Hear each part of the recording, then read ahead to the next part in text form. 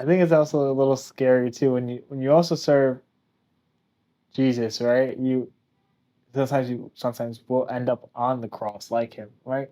But you're not betrayed. But you're not. That is true. But you're not betrayed because you have His love. You're with Him in that. Exactly. You're glorified, as a matter of fact, because what Jesus did already, it's like you go to a restaurant and everything is paid off.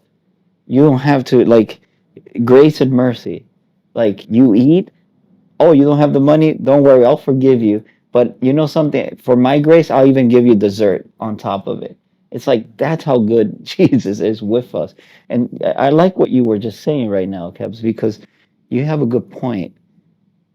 Like, And his endings, Samson was on. He was on the cross. yes, His endings. yes, It is exactly like Jesus' stories. He got sold for a bag of silver.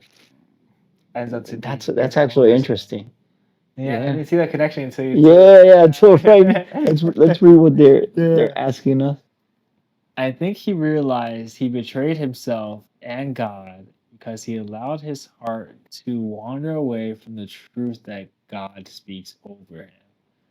Mm, I definitely agree. I think he stopped listening to God, and mm. he started to listen more to his own temptations. What else is there? Do you think by the end of his life was Samson closer to God or further away? Ooh. Oh, that's a good one. Oh, That's a that's good hard. one, and Oh, we we're haven't gonna touched go. on that Oh yeah, and yet. we're gonna go in there because now Samson gets captured and he gets blinded and he's put into a cell, and this is where the question comes, and he reconnects with God. He Mm. starts praying and praying and praying, and God gives him a sign. exactly, he gives them the sign. And but what is beautiful is, like, let's think about that moment in the cell when he couldn't see, and they humiliated him, and they probably beat him up, right? Treated him like very poorly, but yet this is where he finds peace because all he's thinking is about God, his relationship with God. Like, nothing else exists. He can't see anything. Everything is dark, but all he sees is God now. What are your thoughts about that, Kels? Sometimes, like, we hear that God doesn't want us to be in isolation and things like that. But then sometimes you have to be in isolation to connect the most Just with. like the desert. Just like, yes, just like the desert.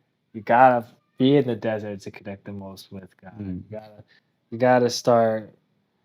It is a wrestle with God when you're in isolation.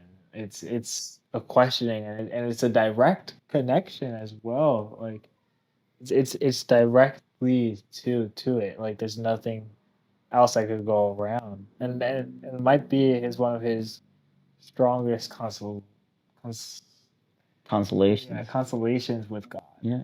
Yeah, I like what you're saying because what is God teaching us here through Samson's story? But then you see this in Jesus when he goes to the desert. And you see this with the Israelites going on those 40 years in the desert. It's like isolation is supposed to be, especially vulnerable isolation, is your moment where you need to learn how to lament to the Lord and to pray to Him and connect and ask Him for mercy and ask Him questions about, like, your own doubts, your own tribulations, your pain, and deposit all that you're feeling towards Him. And I think Samson is teaching us that, like, he's teaching us, like, and there's a point where he says, in scripture, I have never seen so clearly, you know, Yeah, and it's beautiful when he says that. yeah. Sometimes that solitude and isolation will connect it. Hmm. God will speak through it. Well, he's But learning, yeah, right? What do you think God is?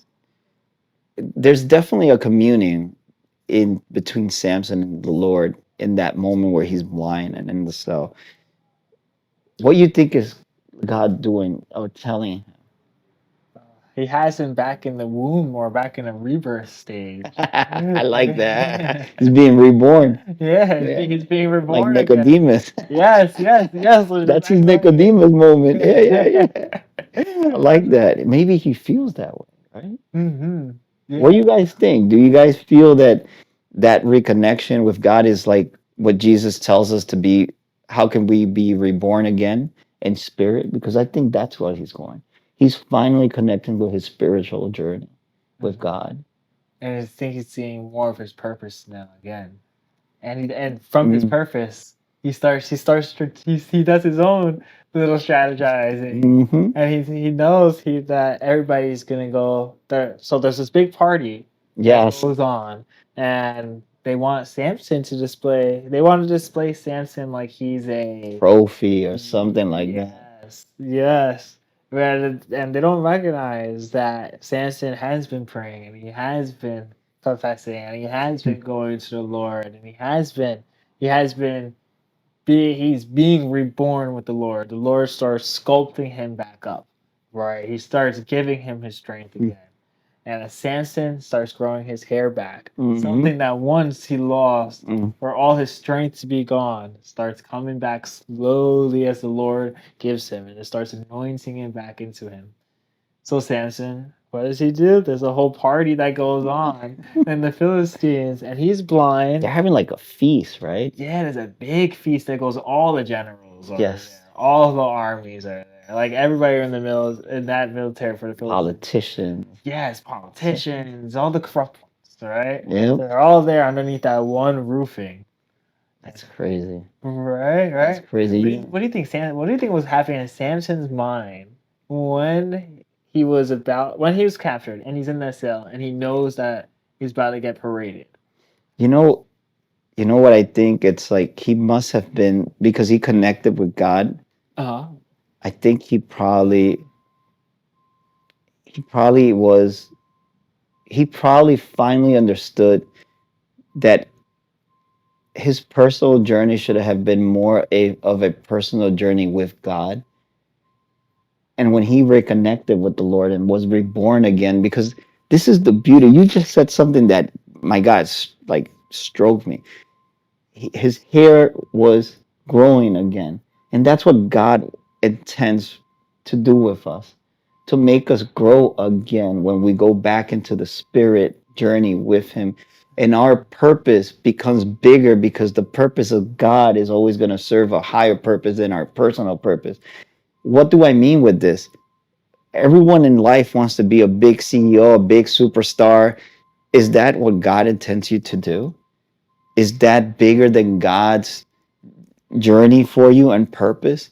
And I think that's the question we got to ask ourselves, because the calling for Samson was probably a wake up call for all of us. Samson suffered all of this to let us know, choose the Lord. He will rebuild you because you're blinded in the world when you choose your personal journey and you put Jesus outside of your life. And this is what hit me when you said the hair growing back. That's exactly what happens when we connect with God. We grow back. We are reborn, like you said, with like Nicodemus. We're this new creature, and our strength is not only the strength of what we physically see, but it's the strength of the purpose that God has for us. And I love, bro, you just put it, you just laid it out really beautifully, man. Exist. I'm trying to coexist. Exist. Yeah, I'm trying to coexist. Exist. I'm